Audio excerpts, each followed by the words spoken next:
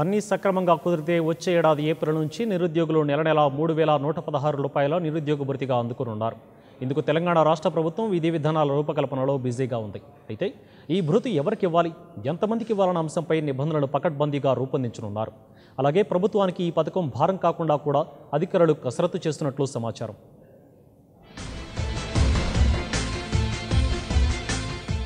రాష్ట్రంలో నిరుద్యోగులకు వచ్చే ఏడాది ఏప్రిల్ నుంచి నిరుద్యోగ భృతి అందనుంది. ఇందుకు సంబంధించి విధి విధానాల రూపకల్పనలో అధికారులు బిజీ అయ్యారు. ఇచ్చిన మాటకు కట్టుబడి వీలైనంత త్వరగా నిరుద్యోగులకు భృతిని ఇవ్వాలని ప్రభుత్వాధినేత భావిస్తున్నారు. అదే సమయంలో ప్రభుత్వానికి ఆర్థికంగా భారం కాకుండా అర్హులైన వారికే ఈ పథకాన్ని వర్తింపచేయాలని నిర్ణయించారు. అయితే నిరుద్యోగ భృతి పొందడానికి అర్హతలు, వయోపరిమితి, ఇతర నిబంధనల రూపకల్పనపై ప్రభుత్వ అధికారులు దృష్టి సారించారు. ఏపీలో ఇప్పటికే అమలవుతున్న నిరుద్యోగ భృతి విధి విధానాలను పరిశీలించనున్నారు. టీఆర్ఎస్ తిరిగి అధికారంలోకి వస్తే నిరుద్యోగులకు 3,016 రూపాయల భృతి ఇస్తామని ఎన్నికల మేనిఫెస్టోలో ప్రకటించింది. తెలంగాణలో లక్షలాది మంది నిరుద్యోగులు ఉన్నప్పటికీ వారిలో కొందరు తమ కుటుంబం గడిచేలా ఏదో ఒక ఉద్యోగం చేస్తున్నారు. కాబట్టి నిరుద్యోగుల పూర్తి సమాచారాన్ని సేకరించాలని అధికారులను సర్కారు ఆదేశించింది. ఈ ప్రక్రియ మంత్రివర్గం బాధ్యతలు స్వీకరించాక వేగవంతమయ్యే అవకాశం ఉంది. ఇందుకు సంబంధించి ప్రాథమిక సమాచారాన్ని ప్రభుత్వ అధికారులు సేకరిస్తున్నట్లు సమాచారం.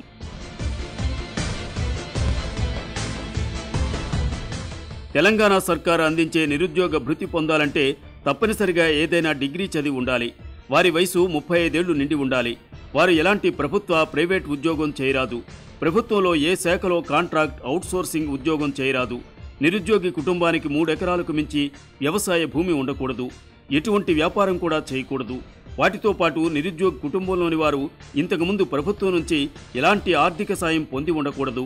ఈ అర్హతలు ఉన్నవారికి ప్రథమ ప్రాధాన్యతను ఇవ్వాలని కేసీఆర్ సర్కార్ ఆలోచిస్తోంది. అదేవిధంగా ఇప్పటికే పక్క రాష్ట్రం ఆంధ్రప్రదేశ్లో నిరుద్యోగ భృతి 1000 ఇస్తున్నందున వారు ఎలాంటి విధి విధానాలు పాటిస్తున్నారో కూడా పరిశీలించనున్నారు. తద్వారా రాష్ట్రంలో నిరుద్యోగ భృతికి సంబంధించి విధి విధానాలు తయారు చేయనున్నారు.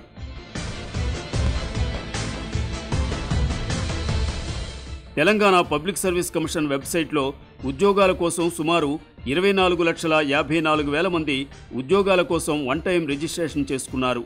వీరిలో కొందరు ఇప్పటికే ప్రభుత్వ ఉద్యోగాలు చేస్తున్న వారు కూడా ఉన్నారు. వీరిలో గ్రూప్ 4 ఉద్యోగం చేస్తూ గ్రూప్ 2, గ్రూప్ 1 ఉద్యోగం కోసం ప్రయత్నించేవారుంటారు. అలాగే వివిధ ప్రైవేట్ స్కూల్స్తో పాటు ప్రైవేట్ కాలేజీల్లోనూ ఉపాధ్యాయులుగా ఉంటూ కూడా ప్రభుత్వ ఉద్యోగాల కోసం ప్రయత్నించేవారు ఉంటారు. వారిలో కాంట్రాక్ట్ లెక్చరర్లు, గెస్ట్ లెక్చరర్లు కూడా ఉన్నారు. కాబట్టి ఇటువంటి అన్ని విషయాలను పూర్తి స్థాయిలో సేకరించి నిబంధనలు రూపొందించనున్నారు. అలాగే పూర్తి సమాచారాన్ని అన్ని శాఖల నుంచి సేకరించనున్నారు. ఎన్నికల సమయంలో ఏప్రిల్ నుంచే నిరుద్యోగ భృతి ఇస్తామని కేసీఆర్ చెప్పారు. అంటే మార్చి నాటికే విధి విధానాలను పూర్తి చేసి నిరుద్యోగుల వివరాలను సేకరించాలి. అలా అయితేనే ఏప్రిల్ నుంచి నిరుద్యోగ భృతి అమలు చేసే అవకాశం ఉంటుంది. ఒకవేళ పూర్తి సమాచారం రాకపోతే దాన్ని కాస్త తెలంగాణ రాష్ట్ర అవతరణ దినోత్సవం జూన్ 2 నుంచి ప్రారంభించే అవకాశం ఉందని అధికారులు చెబుతున్నారు. For more updates, please subscribe 99 TV Telugu.